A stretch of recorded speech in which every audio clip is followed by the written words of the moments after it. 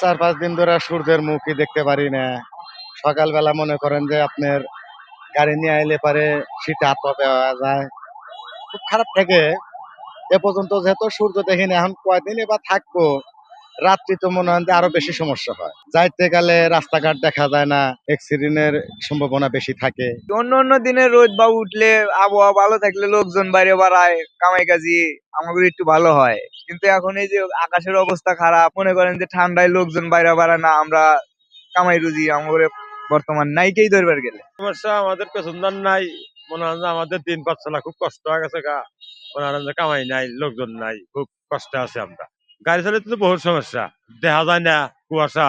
রাত্রের বেলা চালা হয় না, দিনের বেলা তাই কুয়াশা থাকে। এই যে সরকার থেকে মনে করেন যে 60 টাকা কাজ করছি, আর যদি শীত না থাকে তাহলে মনে করেন যে হয়তো 1-150 টাকা মনে করেন যে 1-2 ঘন্টার মধ্যে করা যায়। তারপরে বেলা 10টা 10:30 বেজে গেছে, এই যাবত 60 টাকা কাজ করছি।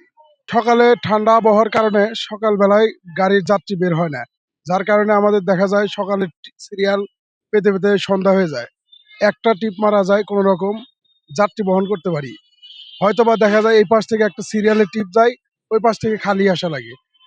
রাস্তায় শীতের কারণে, তীব্র শীতের কারণে লোকজন বের হয় না। ঠান্ডা এসে কাম কাজ নাই, শহরে লোক নাই, সব মিলে সমস্যা। এই শীতের কারণে যারা কর্মব্যস্ত মানুষ, যারা শ্রমজীবী মানুষ, বিশেষ করে যারা শ্রমিক, যারা বিশেষ করে এবং খেটে খাওয়া নিম্ন আয়ের যে মানুষগুলা, যাদের কৃষি কাজ করতে হচ্ছে, যাদের সকালেই বের হতে হয়, গত 3 দিন যাবৎ সেম অবস্থা আর কি, সূর্য দেখা নেই।